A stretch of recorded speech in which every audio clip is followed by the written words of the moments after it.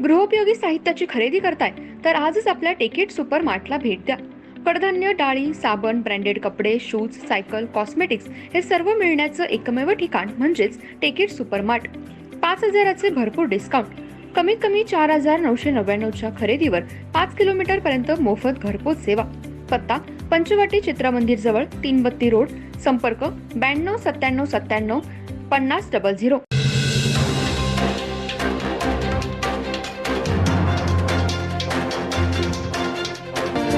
नमस्कार, मी तेजस्विनी मगदूम. एम मराठीमध्ये आपल्या सर्वांचं स्वागत आहे. पाहूया ठळक घडामोडी. इचलकरंजी ॲग्रो फूड्स या महापालिकेच्या BOT प्रकल्पात कोणत्याही प्रकारचे प्रदूषण होत नाही. प्रदूषण नियंत्रण मंडळात सर्व संबंधित खात्याचे अधिकारी या कत्तलखान्यात सतत भेट देऊन माहिती घेत असतात. या कत्तलखान्याच्या उत्पन्नातून पशुसंवर्धन खात्यास दररोजची किमान 20 ते 25 हजार आणि एका महिन्यात 7 ते 8 लाखाचा महसूल जनावरांची तपासणी व प्रमाणपत्रासाठी भरली जाते. शिवाय इन्कम टॅक्स भरण्यात येतो. विविध करांच्या माध्यमातून शासनाच्या तिजोरीत लाखो रुपये महसूल जमा करणाऱ्या आणि हजारोंना रोजगार देणारा कत्तलखाना बंद करण्याची होणारी मागणी निराधार आहे. किंबहुना ही मागणी द्वेषमूलक आहे. यात विरोधकांनी केलेल्या कोणत्याही आरोपात अजिबात तथ्य नाही, असं स्पष्टीकरण इचलकरंजी ॲग्रो फूड्स यांनी केलं आहे. इचलकरंजी महानगरपालिकेने पूर्वीच्या नगरपालिकेने या कंपनीस BOT तत्वावर हा प्रकल्प दिलाय. या कंपनीच्या कत्तलखान्यातून प्रदूषण होत असल्याने हा कत्तलखाना बंद करावा अशी मागणी समस्त हिंदुनिष्ठ संघटनातर्फे केली आणि प्रांत कार्यालयावर मोर्चा काढण्यात आलाय. या सगळ्या पार्श्वभूमीवर इचलकरंजी ॲग्रो फूड पत्रकार परिषदेत बोलत होते. ते म्हणाले, 4 वर्षापूर्वी तांत्रिक बिघाडामुळे रक्तमिश्रित पाणी कंपनीच्या बाहेर एकदाच पडले होते. त्यावेळी प्रदूषण नियंत्रण मंडळाच्या सूचनेप्रमाणे आवश्यक सुधारणा तात्काळ केल्या.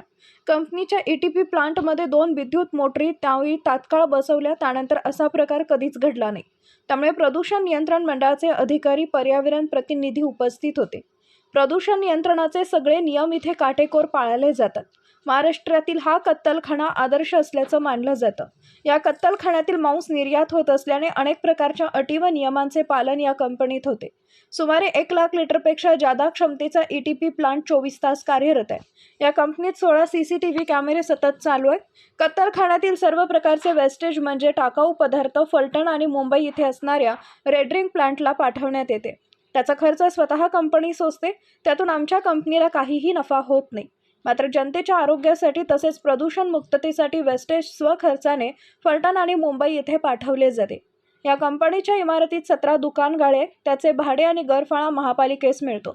समस्त हिंदू तत्वनिष्ठ संघटनेने प्रदूषणाबाबत कत्तलखान्यावर केलेले सगळे आरोप पूर्णपणे खोटे व निराधार व निरर्थक आहेत. प्रदूषणाचे जे फोटो दाखवले ते 4 वर्षापूर्वीचे जुनेच आहेत. त्यात तात्काळ सुधारणा करून पाठपुरावा त्याच वेळी केलाय. हिंदुत्ववादी संघटनांनी जुने फोटो दाखवून भावनिक वातावरण निर्माण केलंय. शिवाय जनतेची दिशाभूल केली आहे. या कत्तलखान्यातून कोणत्याही प्रकारचे प्रदूषण होत नाही.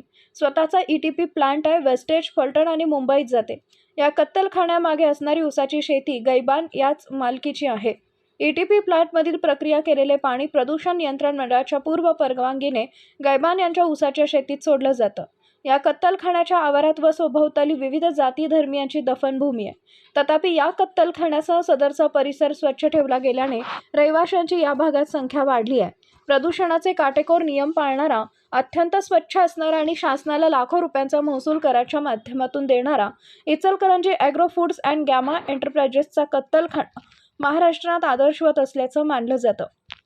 तसेच या कत्तलखान्याबाबत खोट्या वावड्या उठवून केवळ बदनामी करण्यासाठी या कंपनीच्या अथवा कत्तलखान्याबाबत सतत आरोपची चुकीची घडत राहिल्यास आमच्या कत्तलखान्याची बदनामी करणाऱ्या विरोधात योग्य त्या न्यायालयात नुकसान भरपाईचा दावा केला जाणार आहे, असा गंभीर आरोप इचलकरंजी ॲग्रो फूड्स येथील पत्रकार परिषदेत केला. या आदर्श कत्तलखान्यामुळे इचलकरंजी शहराचे नाव महाराष्ट्रभर आहे. कोल्हापूर जिल्ह्यात कुठेही कत्तलखाना नाही याचा आरोप करणाऱ्या संघटना आणि व्यक्तींनी विचार करावा. कत्तलखाना सगळे नियम पाळून चालवला जात असताना हेतू पुरस्पर व तो जाणीवपूर्वक बंद करण्याची मागणी करणं अत्यंत चुकीचं आहे. असे प्रकार खेदजनक आहेत. या पत्रकार बैठकीला परवेश गैबान, मोदीन बेपारी, रज्जाक व्यापारी, रग्गा हेंगडे, विजय आवळे आदी जण उपस्थित होते. आज हिंदू तर्फे कत्तलखान्याविरुद्ध मोर्चा काढण्यात आलेला आहे. त्यांचं म्हणणं असं आहे की आम्ही सांडपाणी आणि रक्तमिश्रित पाणी वाळ्यात सोडतो. ते अत्यंत चुकीची माहिती त्यांनी लोकांना दिलेली आहे आणि लोकांचा भ्रमित करण्याचा त्यांचा उद्देश आहे. आज मी त्यांना इथं आमंत्रित करतो की त्यांनी हा कत्तलखाना भेट द्यावा. इथं कशा पद्धतीनं आम्ही ETB प्लांटमध्ये ट्रीटमेंट करतो आणि कसं वेस्ट मटेरियल आम्ही फलटणच्या कंपनीमध्ये त्याचे विल्हेवाट लावतो याची मी सगळं तुम्हाला माहिती देतो. लोकांना तुम्ही असं भ्रमित करू नका आणि तुमचे आरोप अत्यंत खोटे आहेत. आजचा मोर्चा त्यांनी असं काढलं की हे रक्तमिश्रित पाणी पंचगंगेहून ते डायरेक्ट वाढीला जातं आणि ते पाणी अभिषेक देवाला घातलं, त्याच्यासाठी मोर्चा काढा असं होतं. ही अत्यंत चुकीची माहिती त्यांनी लोकांना दिलेली आहे. 2010 साली आमच्या ETB प्लांटमध्ये मोटरमध्ये खराबी झाल्यामुळे ते पाणी तिथं गेलेलं होतं. त्यानंतर MPCBच्या अधिकाऱ्यांनी आम्हाला सूचना दिल्याप्रमाणे आम्ही स्टँडबाय मोटर त्यासाठी तयार केलेली होती. हा 2010चा विषय जुना काढून लोकांना भ्रमित करण्याचा त्यांनी प्लॅन केलेला आहे आणि त्यानंतर असे कधीच प्रकार कंपनीत घडलेले नाही याची मी तुम्हाला आश्वासित करतो आणि माहिती देतो.